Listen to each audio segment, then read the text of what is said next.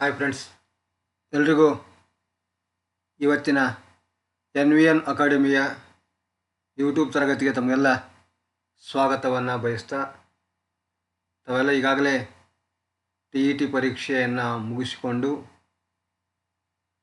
ಇಲಾಖೆ ವತಿಯಿಂದ ಬಿಟ್ಟಿರ್ತಕ್ಕಂಥ ಉತ್ತರ ಸೂಚಿಗಳನ್ನು ಗಮನಿಸಿ ನಿಮ್ಮ ಫಲಿತಾಂಶದಿಂದ ಪ್ರೇರಣೆಗೊಂಡಿರ್ತಕ್ಕಂಥ ಅಭ್ಯರ್ಥಿಗಳು ಇನ್ನೇನು GPSTR ಕಡೆ ನಿಮ್ಮ ಒಂದು ಅವಧಾನ ಅಂತಕ್ಕಂಥದ್ದು ಕೇಂದ್ರೀಕರಿಸ್ತಾ ಇದ್ದೀರಿ. ನಿಮಗೆಲ್ಲರಿಗೂ ಒಳ್ಳೆಯದಾಗಲಿ ಅಂತಕ್ಕಂಥ ಭಾವನೆಯೊಂದಿಗೆ ಕೆಲವು ದಿನಗಳಲ್ಲಿ ನಮ್ಮ NVN ಅಕಾಡೆಮಿ ವತಿಯಿಂದ GPSTR ತರಗತಿಗಳನ್ನು ಆರಂಭಿಸ್ತೀವಿ. ಅದಕ್ಕಿಂತ ಮುಂಚಿತವಾಗಿ ಈಗಾಗಲೇ ಕಳೆದ ತರಗತಿಯಲ್ಲಿ ಡಿಸೆಂಬರ್ 7ರಂದು ಜರುಗಿರ್ತಕ್ಕಂಥ ಶಿಕ್ಷಕರ ಪರೀಕ್ಷೆಯ ಪ್ರಶ್ನೆ ಪತ್ರಿಕೆಯಲ್ಲಿ ಬರ್ತಕ್ಕಂಥ 3ನೇ ಭಾಗ ಶಿಶು ಮನೋವಿಜ್ಞಾನ ಮತ್ತು ಬೋಧನಾಶಾಸ್ತ್ರದಲ್ಲಿ ಬರ್ತಕ್ಕಂಥ ಕೆಲವೊಂದಷ್ಟು ಪ್ರಶ್ನೆಗಳ ಬಗ್ಗೆ ನಾವು ಚರ್ಚೆಯನ್ನು ಮಾಡಿದ್ದೀವಿ.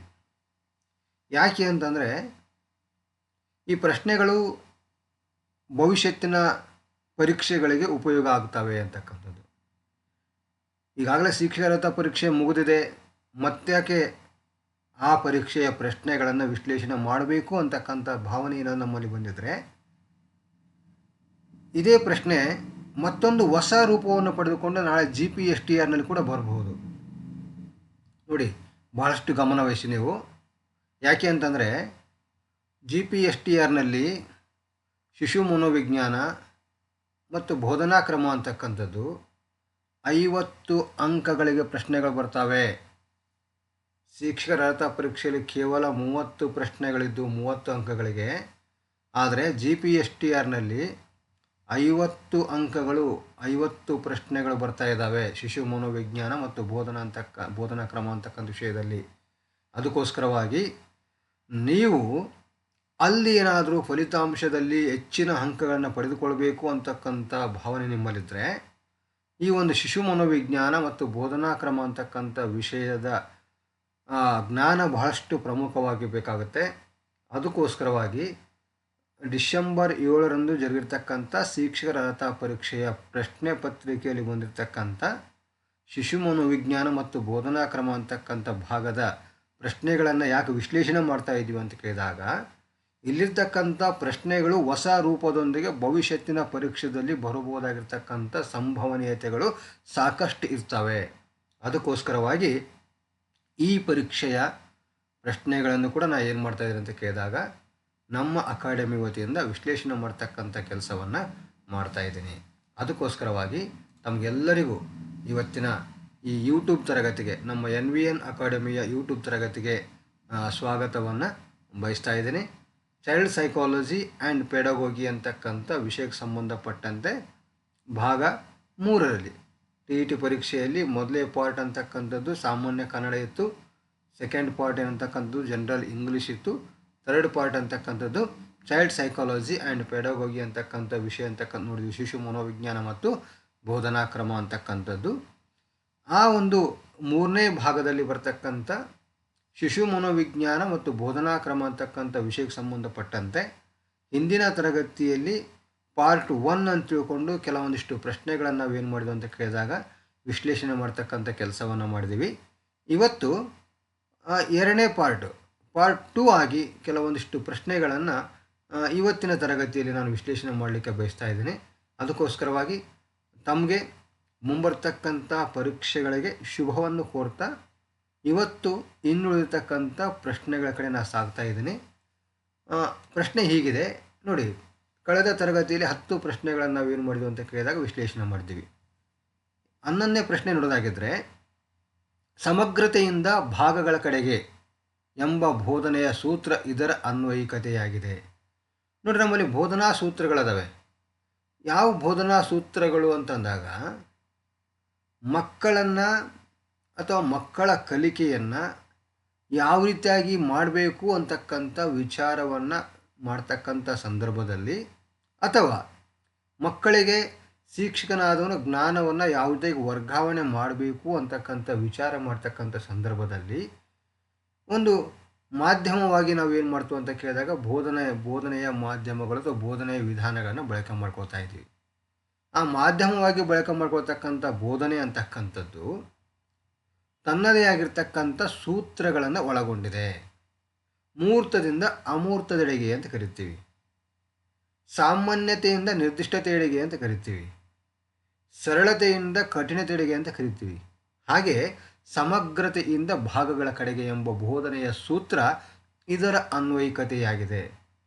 ಇವೆಲ್ಲ ಸೂತ್ರಗಳು ನಾವು ಹೆಂಗೆ ರಚನೆ ಮಾಡಿದೀವಿ ಅಂತ ಕೇಳಿದಾಗ, ಬೋಧನಾ ಮತ್ತು ಕಲಿಕೆ ಅಂತಕ್ಕಂಥದ್ದು ಮನೋವೈಜ್ಞಾನಿಕವಾಗಿರ್ತಕ್ಕಂಥ ರೀತಿಯಲ್ಲಿ ಇರಬೇಕಾಗಿತ್ತು ಅಂತಂದರೆ ಆ ಬೋಧನೆ ಅಂತಕ್ಕಂಥದ್ದು ಈ ಎಲ್ಲ ಸೂತ್ರಗಳನ್ನು ಅಥವಾ ತತ್ವಗಳನ್ನು ಒಳಗೊಂಡಿರಬೇಕು ಅಂತಕ್ಕಂಥ ವಿಚಾರವನ್ನು ನಾವು ನೋಡ್ತಾ ಇದ್ದೀವಿ. ಅಂದಮೇಲೆ ಬೋಧನೆ ಮತ್ತು ಕಲಿಕೆಯಲ್ಲಿ ಮನೋವಿಜ್ಞಾನದ ಅಂಶಗಳ ಛಾಯೆ ಅಂತಕ್ಕಂಥ ಕಂಡು ಬರುತ್ತೆ ಅಂತಕ್ಕಂಥ ನಾವೆಲ್ಲ ಅರ್ಥ ಮಾಡ್ಕೊಳ್ಬೇಕಾಗಿರ್ತಕ್ಕಂಥ ವಿಷಯವಾಗಿದೆ. ಹಾಗಾಗಿ ಸಮಗ್ರತೆಯಿಂದ ಭಾಗಗಳ ಕಡೆಗೆ ಎಂಬ ಬೋಧನೆಯ ಸೂತ್ರ ಇದರ ಅನ್ವಯಿಕತೆಯಾಗಿದೆ ಅಂತಕ್ಕಂಥ ಪ್ರಶ್ನೆಯನ್ನು ನೋಡಿದಾಗ ಈ ಪ್ರಶ್ನೆಗೆ ಕೊಟ್ಟಿರ್ತಕ್ಕಂಥ 4 ಆಪ್ಷನ್ಸ್ಗಳಲ್ಲಿ ಮೊದಲೇ ಆಪ್ಷನ್ಸ್ ಹೇಳ್ತಾ ಇದೆ ಒಳನೋಟ ಕಲಿಕಾ ಸಿದ್ಧಾಂತ. ನೋಡಿ, ಒಳನೋಟ ಕಲಿಕಾ ಸಿದ್ಧಾಂತ ಅಂತಕ್ಕಂಥದ್ದು ವುಲ್ಫ್ಗಾಂಗ್ ಕೋಲಾರ್ ಅವರು ಒಳನೋಟ ಕಲಿಕಾ ಸಿದ್ಧಾಂತವನ್ನು ಏನು ಮಾಡ್ತಾರೆ, ಮಂಡಿಸ್ತಾರೆ.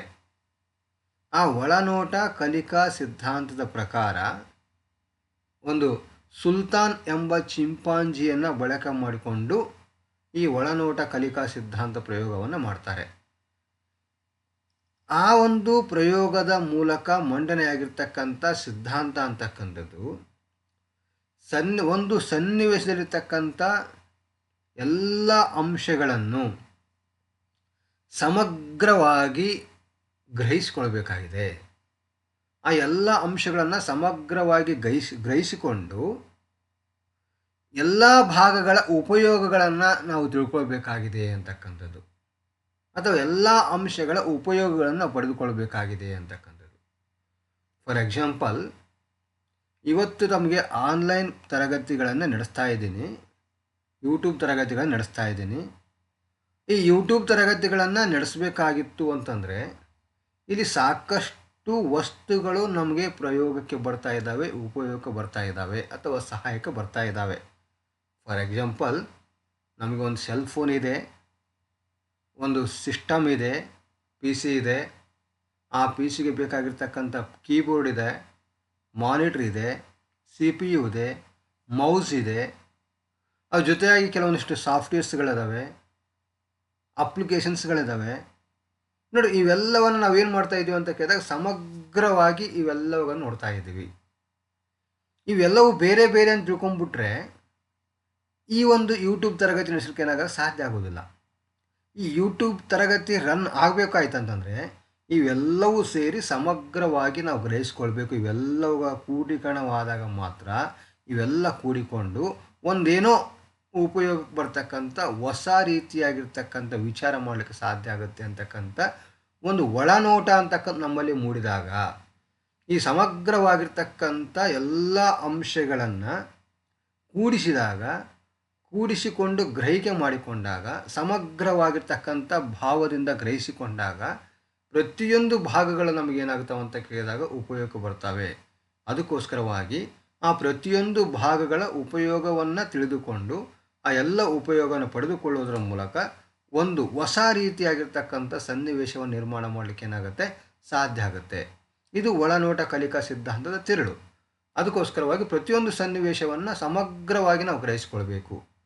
ಇದು ಒಂದು ಸಪ್ರೇಟು, ಇದು ಒಂದು ಸಪ್ರೇಟು, ಅದೊಂದು ಸಪ್ರೇಟು, ಎಲ್ಲ ಬೇರೆ ಬೇರೆ, ಇದ್ರ ಕೆಲಸ ಬೇರೆ ಅಂತ ನಾವು ತಿಳ್ಕೊಂಡ್ಬಿಟ್ರೆ ಅಲ್ಲಿ ಏನಾಗಲ್ಲ ಅಂತ ಕೇಳಿದ್ರೆ ಹೊಸ ಸನ್ನಿವೇಶದ ಸೃಷ್ಟಿ ಮಾಡಲಿಕ್ಕೆ ಏನಾಗಲ್ಲ, ಸಾಧ್ಯ ಆಗೋದಿಲ್ಲ. ಒಂದು ಸಲ ಆ ಎಲ್ಲ ಬೇರೆ ಬೇರೆ ರೀತಿಯಾಗಿರ್ತಕ್ಕಂಥ ಅಂಶಗಳನ್ನು, ಭಾಗಗಳನ್ನು ಒಟ್ಟಾಗಿ ಸಮಗ್ರವಾಗಿ ಗ್ರಹಿಸಿಕೊಂಡು ಬೇರೆ ಬೇರೆ ಭಾಗಗಳ ಎಲ್ಲ ಅಂಶಗಳನ್ನು ಉಪಯೋಗ ಪಡೆದುಕೊಂಡಾಗ ಏನಾಗುತ್ತೆ ಅಂತ ಕೇಳಿದಾಗ ಹೊಸ ಸನ್ನಿವೇಶದ ನಿರ್ಮಾಣ ಮಾಡಲಿಕ್ಕೆ ಸಾಧ್ಯ ಆಗುತ್ತೆ. ಒಂದು ಹೊಸ ಸಂರಚನೆ ಅಂತಕ್ಕಂಥ ಸೃಷ್ಟಿ ಮಾಡಲಿಕ್ಕೆ ಸಾಧ್ಯ ಆಗುತ್ತೆ. ಅದಕ್ಕೋಸ್ಕರವಾಗಿ ಒಳನೋಟ ಕಲಿಕಾ ಸಿದ್ಧಾಂತ ಅಂತಕ್ಕಂಥ ಏನು ಮಾಡೋದು ಅಂತ ಕೇಳಿದಾಗ ಸಮಗ್ರತೆಯಿಂದ ಭಾಗಗಳ ಕಡೆಗೆ ಅಂತಕ್ಕಂಥದ್ದು ಕಂಡು ಬರ್ತದೆ. ಇನ್ನು ಎರಡನೇ ಆಪ್ಷನ್ ನೋಡಿದಾಗ ಪ್ರಯತ್ನ ದೋಷ ಕಲಿಕಾ ಸಿದ್ಧಾಂತ ಅಂತಕ್ಕಂಥದ್ದು ಇದು EL ತಾರಂಡೈಕ್ರವರ ಪ್ರಯತ್ನ ಪ್ರಮಾದ ಕಲಿಕಾ ಸಿದ್ಧಾಂತ ಅಂತ ಕರಿತಾ ಇದ್ದೀವಿ. ಮೂರನೇದಾಗಿ ಸಾಮಾಜಿಕ ಕಲಿಕಾ ಸಿದ್ಧಾಂತ ಅಂತಕ್ಕಂಥದ್ದು. ಸಾಮಾಜಿಕ ಕಲಿಕಾ ಸಿದ್ಧಾಂತ ಅಂತ ಕರೆದಾಗ ಇಲ್ಲಿ ಆಲ್ಬರ್ಟ್ ಬಂಡೂರ್ ಅವರ ವೀಕ್ಷಣಾ ಕಲಿಕಾ ಸಿದ್ಧಾಂತಕ್ಕೆ ಅನುಕರಣ ಕಲಿಕಾ ಸಿದ್ಧಾಂತ ಅಂತ ಕರೀತಾರೆ, ಸಾಮಾಜಿಕ ಕಲಿಕಾ ಸಿದ್ಧಾಂತ ಅಂತಗಳು ಕರೀತಾರೆ, ಮಾದರಿ ನಿರ್ಮಾಣ ಕಲಿಕಾ ಸಿದ್ಧಾಂತ ಅಂತಗಳು ಕರೀತಾರೆ. ಅದಕ್ಕೋಸ್ಕರವಾಗಿ ಸಾಮಾಜಿಕ ಕಲಿಕಾ ಸಿದ್ಧಾಂತ ಅಂತಕ್ಕಂಥದ್ದು ಆಪ್ಷನ್ 3 ಆಗಿದೆ.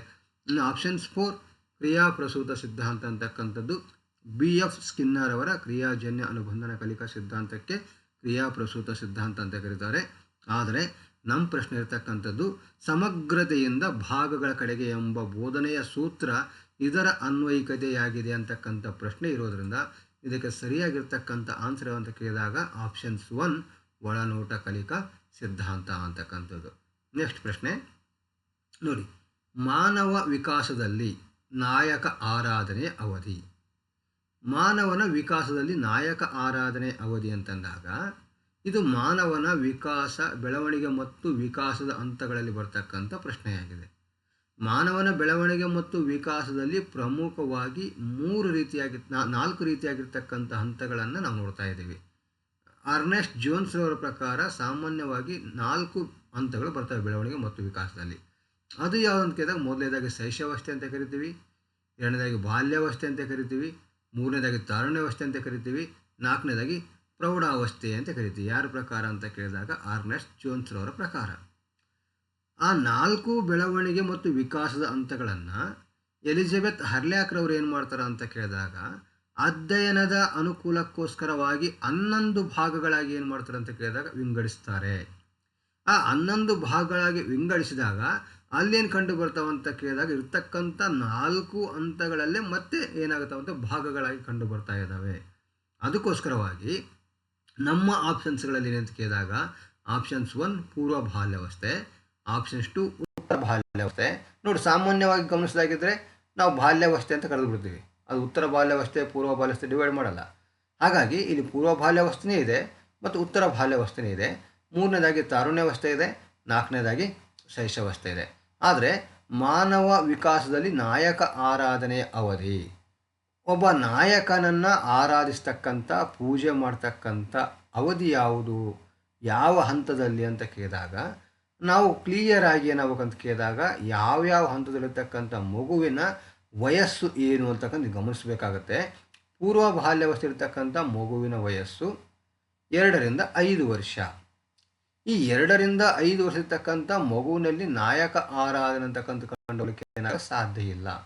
ಯಾಕೆ ಅಂತ ಕೇಳಿದರೆ ಸಾಮಾಜಿಕವಾಗಿರ್ತಕ್ಕಂಥ ಪರಿಪೂರ್ಣವಾಗಿ ಸಾಮಾಜೀಕರಣಗೊಂಡಿರ್ತಕ್ಕಂಥ ಲಕ್ಷಣ ಇಲ್ಲಿ ಕಂಡು ಬರೋದಿಲ್ಲ. ಆದ್ದರಿಂದ ಇಲ್ಲಿ ಪೂರ್ವ ಬಾಲ್ಯಾವಸ್ಥೆ ಇರತಕ್ಕಂಥ ಮಗುವಿನ ಸಾಮಾಜಿಕ ಲಕ್ಷಣಗಳು ಮನೆಯ ಪರಿಸರ ಮತ್ತು ಮನೆಯ ಅಕ್ಕಪಕ್ಕ ನೆರೆಹೊರೆಯವರಿಗೆ ಮಾತ್ರ ಸೀಮಿತವಾಗಿರುವುದರಿಂದ ಅವರ ಸಾಮಾಜಿಕ ವಿಕಾಸದ ವಿಸ್ತಾರ ಅಂತಕ್ಕಂಥದ್ದು ಆಗದೇ ಇರುವುದರಿಂದ ನಾಯಕ ಆರಾಧನೆಯ ಲಕ್ಷಣ ಪೂರ್ವ ಬಾಲ್ಯಾವಸ್ಥೆಯಲ್ಲಿ ಕಂಡುಬರಲಿಕ್ಕೆ ಏನಾಗಲ್ಲ, ಸಾಧ್ಯ ಆಗೋದಿಲ್ಲ. ಇನ್ನು ಉತ್ತರ ಬಾಲ್ಯಾವಸ್ಥೆ ಅಂತ ಬಂದಾಗ ಉತ್ತರ ಬಾಲ್ಯಾವಸ್ಥೆಯಲ್ಲಿ ಸಾಮಾಜಿಕವಾಗಿರ್ತಕ್ಕಂಥ ವಿಕಾಸ ಅಂತಕ್ಕಂಥದ್ದು ಮನೆಯ ಮತ್ತು ನೆರೆಹೊರೆಯಿಂದ ಹೊರಗಡೆ ವಿಸ್ತಾರ ಆಗುತ್ತದೆ. ಮಗು ಶಾಲೆಗೆ ಬರ್ತಾ ಇದ್ದಾನೆ, ಶಾಲೆಯಲ್ಲಿ ಸ್ನೇಹಿತರ ಬಳಗ ಅಂತಕ್ಕಂಥದ್ದು ಏನಾಗುತ್ತದೆ, ಬೆಳವಣಿಗೆ ಆಗ್ತಾ ಇದೆ. ಅದರ ಮೂಲಕ ಸಾಮಾಜಿಕ ವಿಕಾಸ ಅಂತಕ್ಕಂಥ ವಿಸ್ತಾರವಾಗಲಿಕ್ಕೆ ಸಾಧ್ಯ ಆಗುತ್ತೆ. ಆದರೆ ನಾಯಕ ಆರಾಧನೆ ಅಂತಕ್ಕಂಥದ್ದು ಇಲ್ಲಿ ಕಂಡು ಬರ್ತಕ್ಕಂಥ ಲಕ್ಷಣ ಅಲ್ಲ. ಇದರ ವಯಸ್ಸು 6 ರಿಂದ 12 ವರ್ಷ. ಉತ್ತರ ಬಾಲ್ಯ ಅವಧಿ ಎಷ್ಟಂತ ಕೇಳಿದಾಗ 6 ರಿಂದ 12 ವರ್ಷ. ಇನ್ನು ತಾರುಣ್ಯಾವಸ್ಥೆ ಅಂತ ತೆಗೆದುಕೊಂಡಾಗ ತಾರುಣ್ಯಾವಸ್ಥೆಯ ಮಗುವಿನ ವಯಸ್ಸು 13 ರಿಂದ 19 ವರ್ಷ.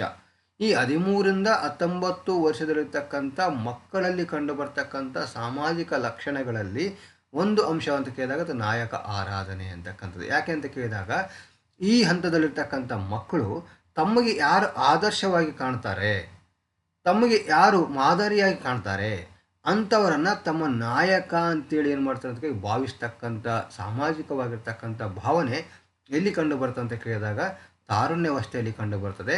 ಶೈಶವಾವಸ್ಥೆ ಅಂತಕ್ಕಂಥದ್ದು 0 ರಿಂದ 2 ವರ್ಷದ ಅವಧಿ ಒಳಗೊಂಡಿರ್ತಕ್ಕಂಥದ್ದು, ಸಂಪೂರ್ಣವಾಗಿ ಸಮಾಜದ ಮೇಲೆ ಪರಾವಲಂಬನೆಯನ್ನು ಪಡೆದುಕೊಂಡಿರ್ತಕ್ಕಂಥ ಅವಧಿ ಅದು.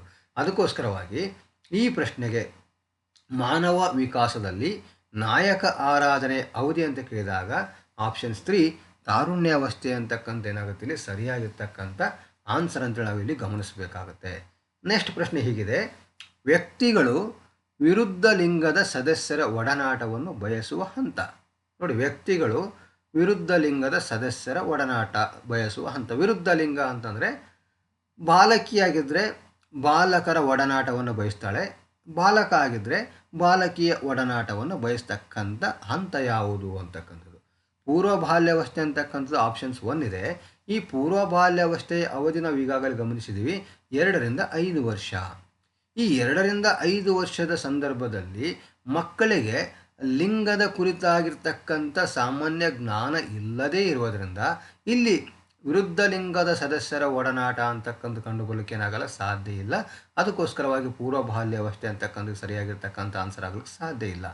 ಇನ್ನು ವಯಸ್ಕಾವಧಿ ಅಂತಕ್ಕಂಥದ್ದು 20 ವರ್ಷದ ನಂತರದಲ್ಲಿ ಕಂಡು ಬರ್ತಕ್ಕಂಥ ಅವಧಿ. ಆ 20 ವರ್ಷದ ನಂತರದಲ್ಲಿ ಕಂಡು ಬರ್ತಕ್ಕಂಥ ಅವಧಿಯಲ್ಲಿ ವ್ಯಕ್ತಿಗಳು ವಿರುದ್ಧ ಲಿಂಗದ ಸದಸ್ಯರ ಒಡನಾಟವನ್ನು ಬಯಸುವ ಹಂತ ಅಂತಕ್ಕಂಥದ್ದು ಇದು ಕೂಡ ಸೂಕ್ತ ಆಗೋದು. ಯಾಕಂತ ಕೇಳಿದಾಗ ಇಲ್ಲಿ ಆಲ್ರೆಡಿ ನವಜೀವನಕ್ಕೆ ಕಾಲಿಟ್ಟಿರ್ತಾನೆ. ವಯಸ್ಕಾವಧಿ ಅಂತಕ್ಕಂಥದ್ದು ನವಜೀವನಕ್ಕೆ ಕಾಲಿಟ್ಟು ಅವನು ವೈವಾಹಿಕವಾಗಿರ್ತಕ್ಕಂಥ ಕೌಟುಂಬಿಕವಾಗಿರ್ತಕ್ಕಂಥ ಜೀವನವನ್ನು ನಡೆಸ್ತಾ ಇರ್ತಾನೆ. ತನಗಾಗಿ ಒಬ್ಬ ಸಂಗಾತಿ ಕೂಡ ಇರ್ತಾಳೆ, ಮಕ್ಕಳು ಕೂಡ ಆಗ್ತಕ್ಕಂಥ ಅವಧಿಗಳಿರ್ತವೆ. ಅದಕ್ಕೋಸ್ಕರವಾಗಿ ವ್ಯಕ್ತಿಗಳು ವಿರುದ್ಧ ಲಿಂಗದ ಸದಸ್ಯರ ಒಡನಾಟವನ್ನು ಬಯಸ್ತಕ್ಕಂಥ ಹಂತ ಇಲ್ಲಿ ವಯಸ್ಕಾವಧಿ ಅಂತ ಹೇಳಲಿಕ್ಕೆ ಏನಾಗಲು ಸಾಧ್ಯ ಆಗೋದಿಲ್ಲ. ಇನ್ನು ತಾರುಣ್ಯಾವಸ್ಥೆ ತೆಗೆದುಕೊಂಡಾಗ 13ರಿಂದ 19 ವರ್ಷ. ಪ್ರಮುಖವಾಗಿ ಮಾನವನ ಬೆಳವಣಿಗೆ ಮತ್ತು ವಿಕಾಸ ಹಂತಗಳಲ್ಲಿ ಪ್ರಮುಖವಾಗಿ ಕಂಡು ಬರ್ತಕ್ಕಂಥ ಅಂತ ಕೇಳಿದಾಗ ಅದು ತಾರುಣ್ಯಾವಸ್ಥೆ ಅಂತ ಕರಿತೀವಿ. ಯಾಕೆ ಅಂತ ಕೇಳಿದಾಗ 13ರಿಂದ 19 ವರ್ಷವನ್ನು ಒಳಗೊಂಡಿರ್ತಕ್ಕಂಥ ಸಂದರ್ಭದಲ್ಲಿ ಈ ಸಂದರ್ಭದಲ್ಲಿರ್ತಕ್ಕಂಥ ಮಕ್ಕಳು ಏನಂತ ಕೇಳಿದಾಗ ಬಹಳಷ್ಟು ವ್ಯಕ್ತಿಗಳು ವಿರುದ್ಧ ಲಿಂಗದ ಸದಸ್ಯರ ಒಡನಾಟವನ್ನು ಬಯಸ್ತಕ್ಕಂಥ ಹಂತ ಯಾವುದು ಅಂತ ಕೇಳಿದಾಗ ತಾರುಣ್ಯ ಹಂತ. ಯಾಕೆ ಅಂತ ಕೇಳಿದಾಗ ಇಲ್ಲಿ ಶಾರೀರಿಕವಾಗಿರ್ತಕ್ಕಂಥ ಸಾಕಷ್ಟು ಬದಲಾವಣೆಗಳಲ್ಲಿ ಕಂಡು ಬರ್ತಾವೆ ಅಂತ ಕೇಳಿದಾಗ ಈ ಸಂದರ್ಭದಲ್ಲಿ ಕಂಡು ಬರ್ತವೆ. ಬಾಲಕ ಪುರುಷನಾಗ್ತಕ್ಕಂಥ ಅವಧಿ ಮತ್ತು ಬಾಲಕಿ ಸ್ತ್ರೀ ಕನ್ಯತ್ವವನ್ನು ಪಡ್ಕೊಳ್ತಕ್ಕಂಥ ಅವಧಿ ಎಲ್ಲಿ ಕಂಡು ಬರ್ತಪ್ಪ ಅಂತ ಕೇಳಿದಾಗ ತಾರುಣ್ಯಾವಸ್ಥೆಯಲ್ಲಿ ಕಂಡು ಬರುವುದರಿಂದ ಮತ್ತು ಸಿಗ್ಮಂಡ್ ಫ್ರಾಯ್ಡ್ ಅವರ ಪ್ರಕಾರ ಲಿಬಿಡೋ ಅಂತಕ್ಕಂಥದ್ದು ಇಲ್ಲಿ ಬಹಳಷ್ಟು ಗೋಚರವಾಗಿ ಕಾಣುವುದರಿಂದ ಇಲ್ಲಿ ಲೈಂಗಿಕವಾಗಿರ್ತಕ್ಕಂಥ ಆಸಕ್ತಿ ಅಂತಕ್ಕಂಥ ಎಲ್ಲಿ ಕಂಡು ಬರ್ತಪ್ಪ ಅಂತ ಕೇಳಿದಾಗ ತಾರುಣ್ಯಾವಸ್ಥೆಯಲ್ಲಿ ಬಹಳಷ್ಟು ಎದ್ದು ಕಾಣ್ತಕ್ಕಂಥದ್ದು. ಅದಕ್ಕೋಸ್ಕರವಾಗಿ ಇಲ್ಲಿ ವಿರುದ್ಧ ಲಿಂಗದವರ ಆಕರ್ಷಣೆ ಆಗಿರ್ಬೋದು, ವಿರುದ್ಧ ಲಿಂಗದ ಸದಸ್ಯರ ಒಡನಾಟವನ್ನು ಬಯಸ್ತಕ್ಕಂಥ ಲಕ್ಷಣಗಳು ಎಲ್ಲ ಅಂಶಗಳು ಎಲ್ಲಿ ಕಂಡು ಬರ್ತಾವೆ ಅಂತ ತಾರುಣ್ಯಾವಸ್ಥೆಯ ಸಂದರ್ಭದಲ್ಲಿ ಕಂಡು ಬರ್ತವೆ. ಬಾಲಕ ಆಗಿದ್ದರೆ ಬಾಲಕಿಯರನ್ನು ಅಥವಾ ಅವರ ಸ್ನೇಹವನ್ನು ಅವರ ಒಡನಾಟವನ್ನು ಬಯಸ್ತಾನೆ. ಬಾಲಕಿಯಾಗಿದ್ದರೆ ಬಾಲಕರ ಸ್ನೇಹವನ್ನು ಅವರ ಒಡನಾಟವನ್ನು ಬಯಸ್ತಕ್ಕಂಥ ಅವಧಿ ಯಾವುದು ಅಂತ ಕೇಳಿದಾಗ ಅದು ತಾರುಣ್ಯಾವಸ್ಥೆ ಅಂತಕ್ಕಂಥದ್ದು. ಉತ್ತರ ಬಾಲ್ಯಾವಧಿ ಅಂತಕ್ಕಂಥದ್ದು 6ರಿಂದ 12 ವರ್ಷದ ಅವಧಿಯಾಗಿದೆ. ಇಲ್ಲಿ ಶಾಲಾ ಚಟುವಟಿಕೆಯಲ್ಲಿ ಮಗು ಆಗ್ತಾನೆ ಶಾಲೆಗೆ ಸೇರಿಕೊಂಡು ಅಪ್ ಟು 5-6 ವರ್ಷ ಹೆಂಗಪ್ಪ ಅಂತ ಕೇಳಿದಾಗ ಶಾಲಾ ಚಟುವಟಿಕೆಯಲ್ಲಿ ಏನಾಗುತ್ತೆ ಬಹಳಷ್ಟು ಪೂರ್ಣಾವಧಿಯ ಒಂದು ಏನಂತ ಕರಿತೀವಿ ನಾವು ಬಹಳಷ್ಟು ಅದರಲ್ಲಿ ಮಗ್ನನಾಗಿರ್ತಕ್ಕಂಥ ಎಲ್ಲಿ ಕಂಡು ಬರ್ತಾ ಅಂತ ಕೇಳಿದಾಗ ಉತ್ತರ ಬಾಲ್ಯಾವಧಿಯಲ್ಲಿ ಕಂಡು ಬರ್ತಾ ಇದ್ದಾವೆ. ಇಲ್ಲಿ ತಾರುಣ್ಯಾವಸ್ಥೆ ಅಂತಕ್ಕಂಥ ಏನಂತ ಕೇಳಿದಾಗ ಈ ಪ್ರಶ್ನೆಗೆ ಸರಿಯಾಗಿರ್ತಕ್ಕಂಥ ಆನ್ಸರ್ ಆಪ್ಷನ್ 3 ತಾರುಣ್ಯಾವಸ್ಥೆಯಲ್ಲಿ. ಈ ಹಂತದಲ್ಲಿ ವ್ಯಕ್ತಿಗಳು ಏನು ಮಾಡ್ತಾರೆ ಅಂತ ಕೇಳಿದಾಗ ವಿರುದ್ಧ ಲಿಂಗದ ಸದಸ್ಯರ ಒಡನಾಟವನ್ನು ಬಯಸ್ತಕ್ಕಂಥ ಲಕ್ಷಣಗಳು ಕಂಡು ಬರ್ತವೆ. ನೆಕ್ಸ್ಟ್ ಪ್ರಶ್ನೆ ಹೇಗಿದೆ, ತಾರುಣ್ಯಾವಸ್ಥೆಯನ್ನು ಸಾಮಾನ್ಯವಾಗಿ ಈ ಯುಗ ಎಂದು ಕರೆಯುವರು. ನೋಡಿ, ತಾರುಣ್ಯಾವಸ್ಥೆಯನ್ನು ಸಾಮಾನ್ಯವಾಗಿ ಈ ಯುಗ ಎಂದು ಕರೆಯುವರು. ಅಂದರೆ ತಾರುಣ್ಯಾವಸ್ಥೆಯಲ್ಲಿರ್ತಕ್ಕಂಥ ಲಕ್ಷಣದ ಬಗ್ಗೆ ನಮ್ಮ ಒಂದು ಆಪ್ಷನ್ಸ್ಗಳಿದ್ದಾವೆ. ಆಪ್ಷನ್ಸ್ 1 ಪರಾವಲಂಬನೆ. ನೋಡಿ, ಪರಾವಲಂಬನೆ ಅಂತಕ್ಕಂಥ ತಾರುಣ್ಯಾವಸ್ಥೆಯಲ್ಲಿ ಕಾಣೋದಿಲ್ಲ. ಪರಾವಲಂಬನೆ ಅಂತಕ್ಕಂಥ ಎಲ್ಲಿ ಕಾಣುತ್ತೆ ಅಂತ ಕೇಳಿದ್ರೆ ಶೈಶವದಲ್ಲಿ ಕಾಣ್ತದೆ, ಪೂರ್ವ ಬಾಲ್ಯದಲ್ಲಿ ಕಾಣ್ತದೆ. ಆದರೆ ಉತ್ತರ ಬಾಲ್ಯಕ್ಕೆ ಬಂದ ನಂತರ ಉತ್ತರ ಬಾಲ್ಯಕ್ಕಿಂತಲೂ ತಾರುಣ್ಯದಲ್ಲಿ ಏನಾಗುತ್ತಪ್ಪ ಅಂತ ಕೇಳಿದಾಗ ಪರಾವಲಂಬನೆ ಅಂತಕ್ಕಂಥ ಕಂಡು ಬರೋಕ್ಕೆ ಸಾಧ್ಯನೇ ಇಲ್ಲ. ಉತ್ತರ ಬಾಲ್ಯದಲ್ಲಿನೇ ಆ ಪರಾವಲಂಬನೆ ಅಂತಕ್ಕಂಥ ಹೋಗ್ತಕ್ಕಂಥ ಲಕ್ಷಣ ಕಂಡು ಬರ್ತವೆ. ಆದರೆ ತಾರುಣ್ಯಾವಸ್ಥೆಯಲ್ಲಿ ಸಂಪೂರ್ಣವಾಗಿ ಅವನು ಸ್ವಾವಲಂಬನೆಯನ್ನು ಬಯಸ್ತಾನೆ. ಸ್ವಾವಲಂಬನೆಯನ್ನು ಬಯಸ್ತಕ್ಕಂಥ ಕಾಲ ಯಾವುದಂತ ಕೇಳಿದರೆ ಅದು ತಾರುಣ್ಯಾವಸ್ಥೆ, ಇದು ಪರಾವಲಂಬನೆ ಅಲ್ಲ. ಅದಕ್ಕೋಸ್ಕರವಾಗಿ ಆಪ್ಷನ್ಸ್ 1 ಪರಾವಲಂಬನೆ ಅಂತಕ್ಕಂಥ ಏನಂತ ಕೇಳಿದ್ರೆ ಈ ಪ್ರಶ್ನೆಗೆ ಸರಿಯಾಗಿರ್ತಕ್ಕಂಥ ಆಗಕ್ಕೆ ಸಾಧ್ಯವಿಲ್ಲ. ವಿಧೇಯತೆ ಅಂತಕ್ಕಂಥದ್ದು ಇದು ಕೂಡ ಏನಪ್ಪ ಅಂತ ಕೇಳಿದಾಗ ಈ ತಾರುಣ್ಯಾವಸ್ಥೆಯಲ್ಲಿರ್ತಕ್ಕಂಥ ಸಂದರ್ಭದಲ್ಲಿ ಕಾಣಕ್ಕೆ ಸಾಧ್ಯ ಇಲ್ಲ. ಯಾಕಂತ ಕೇಳಿದಾಗ ಇಲ್ಲಿ ಮಾನಸಿಕವಾಗಿ ಚಂಚಲತೆಯನ್ನು ಒಳಗೊಂಡಿರ್ತಕ್ಕಂಥ ಕಾಲ, ಆತಂಕವನ್ನು ಒಳಗೊಂಡಿರ್ತಕ್ಕಂಥ ಕಾಲ, ಆವೇಶವನ್ನು ಒಳಗೊಂಡಿರ್ತಕ್ಕಂಥ ಕಾಲ ಯಾವುದಪ್ಪ ಅಂತ ಕೇಳಿದಾಗ ಇದು ತಾರುಣ್ಯಾವಸ್ಥೆ ಆಗಿರೋದ್ರಿಂದ ವಿಧೇಯತೆ ಅಂತಕ್ಕಂಥ ಕೂಡ ಏನು ಮಾಡಲ್ಲ, ಇಲ್ಲಿ ಕರೀಲಿಕ್ಕೆ ಸಾಧ್ಯ ಇಲ್ಲ. ಕ್ಷೀಣತೆ ಅಂತಕ್ಕಂಥ ಇಲ್ಲಿ ಕರೀಲಿಕ್ಕೆ ಸಾಧ್ಯ ಇಲ್ಲ.